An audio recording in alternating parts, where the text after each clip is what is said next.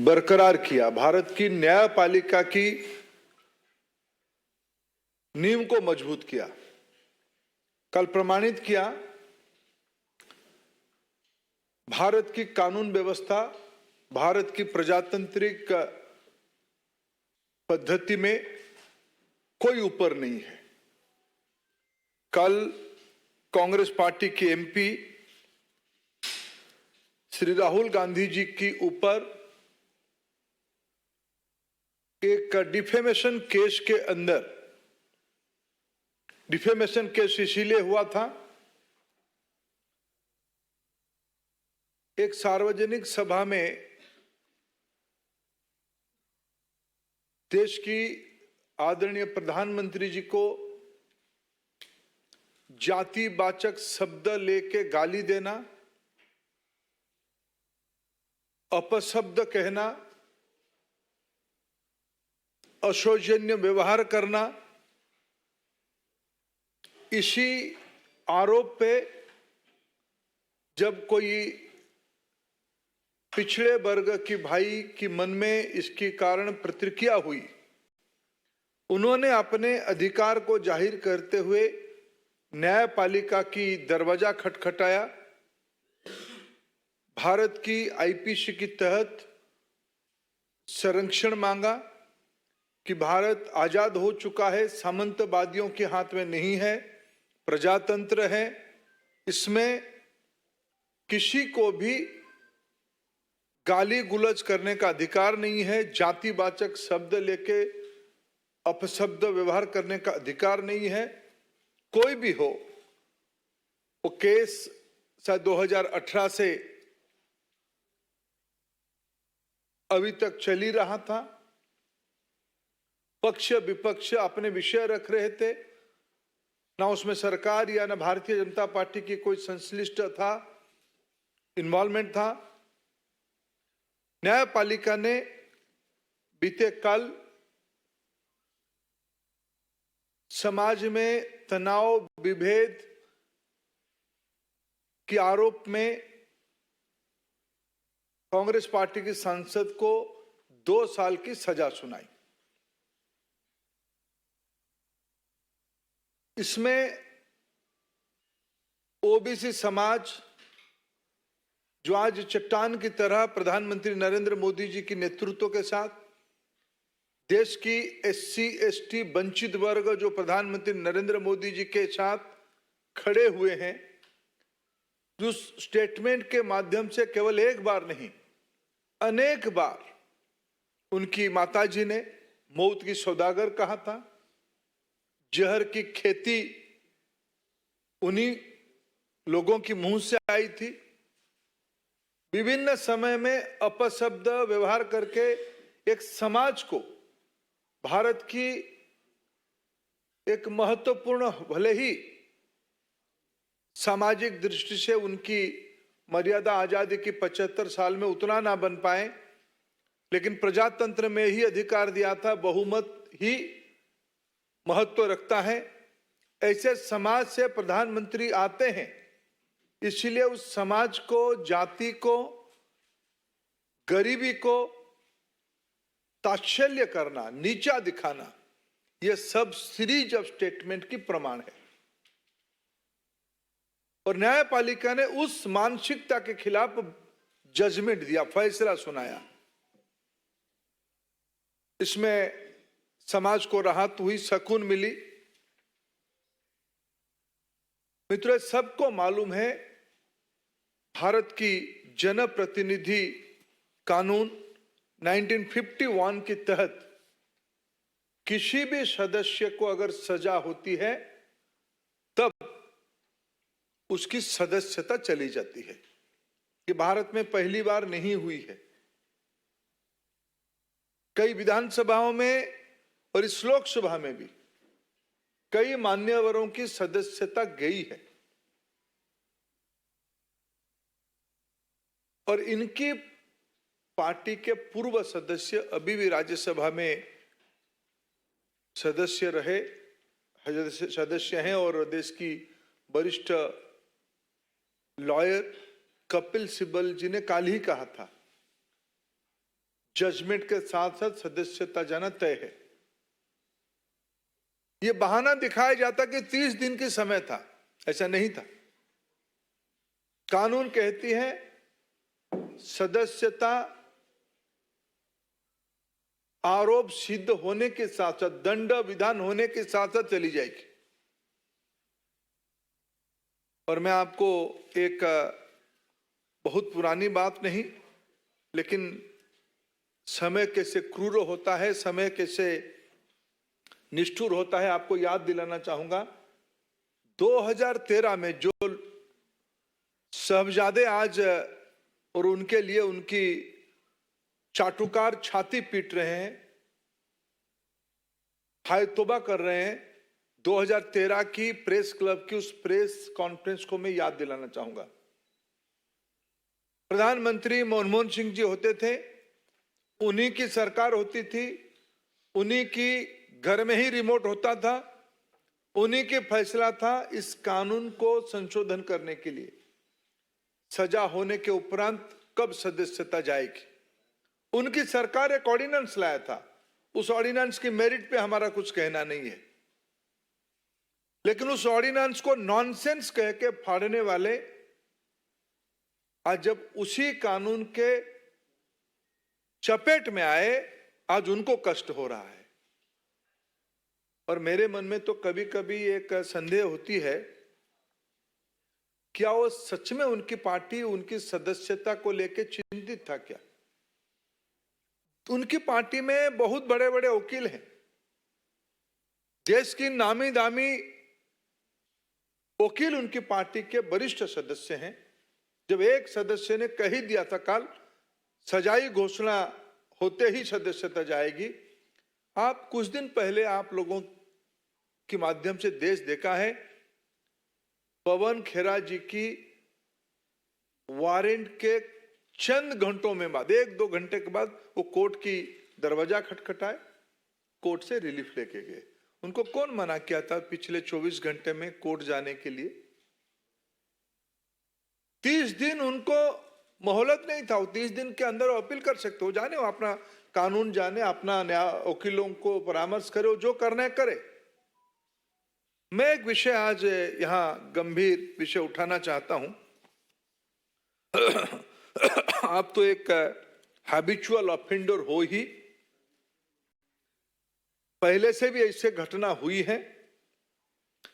मित्रों, कांग्रेस पार्टी चाहती है और विशेष करके उनकी प्रमुख परिवार चाहती है उनके लिए एक अलग आईपीसी बने। उस आईपीसी के तहत उनके ऊपर कोई सजा ना हो, उनके लिए कानून अलग हो, उनके लिए न्यायपालिका अलग हो। लेकिन उनको याद नहीं आ रहा है, भारत पिछले 75 साल से प्रजातंत्र की रास्ता अपना चुका है। हम आजादी का अमृत महोत्सव मना रहे हैं। प्रजातंत्र की इस इंस्टीट्यूशन में कानून सभी के लिए एक प्रकार होते हैं। आप पिछड़े समाज को गाली करोगे, अपशब्द लगाओगे, वंचित वर्गों को आप नीचा दिखोगे, कानून आपके लिए अलग चाहोगे, ये सेंस ऑफ एंटाइटलमेंट, सामंतवादी मनस्थिति की ये प्रतिफलन है, फ्यूडल माइंडसेट की रिफ्लेक्शन है। हम समूह से अलग है। क्यों? हम एक खानदान से आते हैं, हम एक परिवार से आते हैं, हम कानून से ऊपर है। ऐसे पहली बार नहीं हुआ है। घर मिलने के समय में, सुरक्षा के बारे में, एयरपोर्ट में अलग जाने के बारे में, एक सेंस ऑफ एंटाइटलमेंट जो आज कानून को भी ऊपर मानते हैं, इसमें हमारा क्या लेना देना है? मित्रों, इसको भारतीय जनता पार्टी कठोर से कठोर शब्द में निंदा करती है। बाकी कुछ विषय मेरे मित्र आप उसमें जोड़ेंगे। नमस्कार मित्रों, हालांकि आदरणीय धर्मेंद्र जी ने बहुत विस्तार में सारी बात रखी है। मैं तो इतना ही कहूंगा, भगवान के घर में देर से ही अंधेर नहीं। राहुल जी कहते थे दुर्भाग्य से सांसद हूं, unfortunately I am an MP. सो उनको जो एक दुर्भाग्य लगता था आज उससे भी मुक्ति मिल गई है। उनके साथ साथ वायनाड के लोगों को भी इससे छुटकारा मिल पाया। इतने लंबे समय से जो लोकसभा के सदस्य हों, ना कभी अमेठी के लिए 5 वर्षों में एक सवाल पूछ पाए 2009 से 14 तक, और इतने वर्षों में मात्र 21 डिबेट्स में भाग लेना तो अपने आप में दिखाता है कि वर्ष उतने हो गए लेकिन उतनी डिबेट्स में पार्टिसिपेट नहीं किया। एक भी आज तक प्राइवेट मेंबर बिल तो लाने की बात दूर, लेकिन अपनी ही सरकार में 2013 में ऑर्डिनेंस को बड़े चौराहे पर फाड़ देने का काम और नॉनसेंस बोलने का काम ये श्रीमान राहुल गांधी जी ने किया। वो सदा अपने आप को संसद से ऊपर, सदन से ऊपर, सरकारों से ऊपर, देश से ऊपर और न्याय व्यवस्था से ऊपर समझते हैं। और इस सेंस ऑफ एंटाइटलमेंट की जो बात कही, ये अपने आप में उन पर लागू होती है। अब एक बात पहले आई कि क्या 2 साल की सजा। देखिए मित्रों, 2018 में, मैं आपको 2018 में इसलिए लेके जा रहा हूं कि एसएलपी जब सुप्रीम कोर्ट में आई तो 2018 में उनसे रिटर्न माफी मांगी गई, लिखित रूप में माफी, और कोर्ट ने कहा भविष्य में सचेत रहना, ऐसी गलती मत करना। लेकिन 2019 में ही एक बार नहीं कई बार ऐसे झूठे आरोप तो लगाए ही। अभद्र भाषा का प्रयोग, अपमान करने का काम, अपशब्द बोलना, ये उनकी आदत सी बन गई थी। सभी चोर मोदी हैं ये बोल दो, किसी को किसी की हत्या के साथ जोड़ दो, कुछ भी कह दो, आपको तो कोई देश में कोई कुछ कर ही नहीं सकता, ये उनको लगता था, क्योंकि वो सब चीजों से अपने आप को ऊपर समझते थे। तो सूरत के कोर्ट ने तो याद करवाया कि 2018 में भी तुम्हें कहा था भाई, सुधार नहीं हुआ, उसके बाद बार बार आपने गलतियां की हैं, और एक सांसद जब ये गलती कर रहा है तो कुछ ना कुछ दंड ऐसा देना चाहिए कि अब भविष्य में ना हो। जहां तक सदस्यता जाने की बात है, ये लिली थॉमस केस में बहुत स्पष्ट है जी, सुप्रीम कोर्ट की जजमेंट के बाद, कि 2 साल का दंड हुआ और दोष सिद्धि के बाद अगर उसके ऊपर रोक नहीं लगी तो आप सस्पेंड माने ही जाते हो। इसकी तो पुष्टि करने का काम ही केवल लोकसभा में होना था। And the Lok Sabha Speaker has only confirmed the legal position. He is not required to take any decision or pass any speaking order. The decision falls under the provisions of Article 1021E of the Constitution of India, read with the Section 8 of the Representatives of the People Act 1951. लेकिन जो धर्मेंद्र जी ने कहा, स्पष्ट है कि 2 साल की सजा थी, संसद की सीट सांसद के रूप में छुट्टी होनी थी, लेकिन यह सुनियोजित षड्यंत्र, सोची समझी साजिश कांग्रेस में किसने रची, राहुल जी आपको समझना पड़ेगा। इसकी जड़ तक जाना ही पड़ेगा। कौन है जो छुटकारा पाना चाहते थे? कौन है जो बैटरी ऑफ लॉयर्स कांग्रेस में? तो देखिए जी, राज्यसभा के सांसद और लोकसभा के इतने हैं जो बड़े नामी ग्रामी लॉयर्स हैं जी।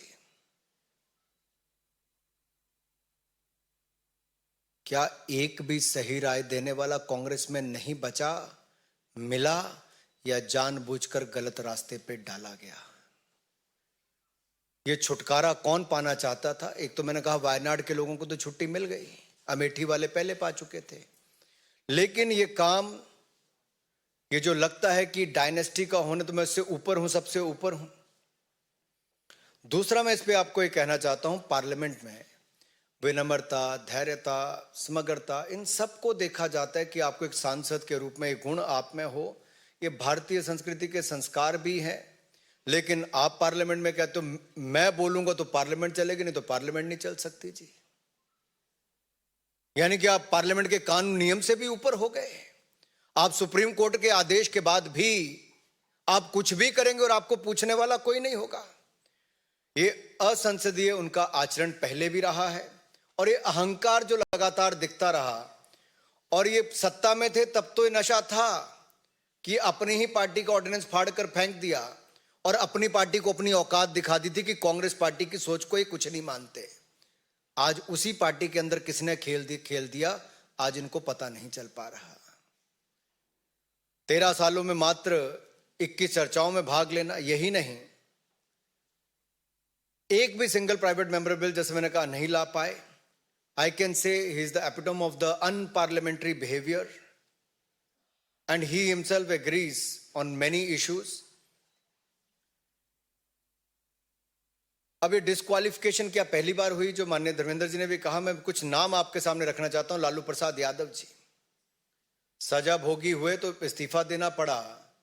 पहले चारा घोटाला में तो अब जाकर तुम मुझे प्लॉट दो, मैं तुम्हें जॉब दूंगा, जमीन के बदले जॉब, उसमें भी गए।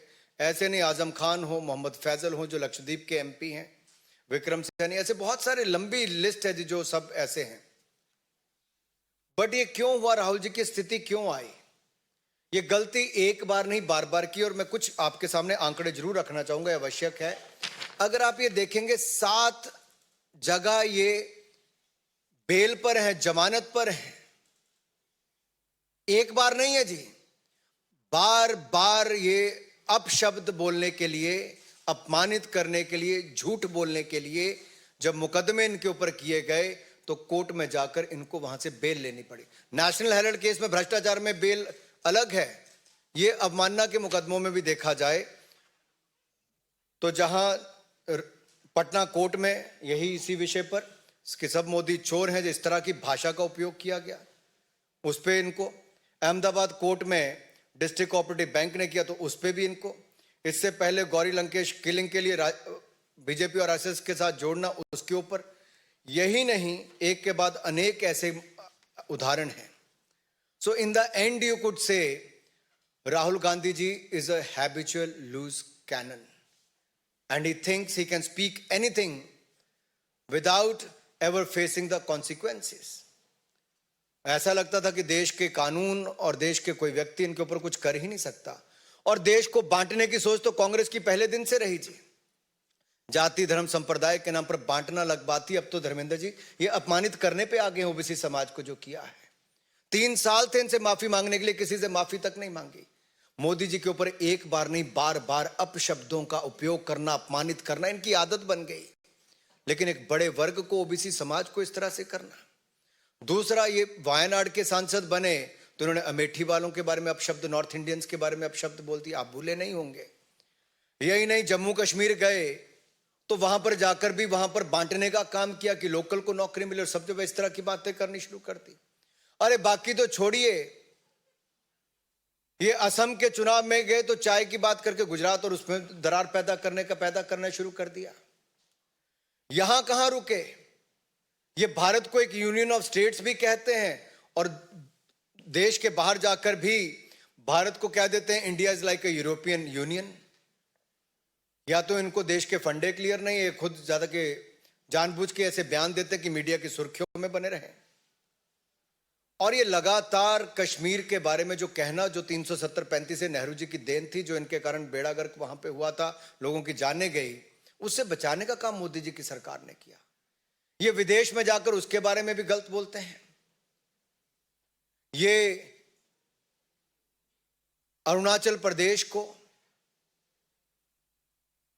भारत का हिस्सा नहीं मानते, इसके ऊपर कोई जवाब देने के लिए तैयार नहीं। भारत की वैक्सीन के बारे में गलत टिप्पणी करते हैं, उस पर विश्वास नहीं हो। जहां मोदी जी की सरकार, मोदी जी सबका साथ, सबका विकास, सबका विश्वास, इस पर काम करते हैं, ये लोग समाज को बांटने का काम, और विशेष तौर पर एक वर्ग को जो लगता है कि मोदी जी अगर उससे आते भी हैं उसको बार बार अपमानित करने का काम करते हैं। मैं तो इतना ही कहूंगा अंत में, अगर आपका कोई सवाल हो, कि ये जो बहुत पहले से होना था ये अब होके रहा है, और ये एक बार नहीं, राहुल गांधी जी ने बार बार ऐसे अपराध किए हैं। कुछ लोगों के सवाल नहीं, सुजीत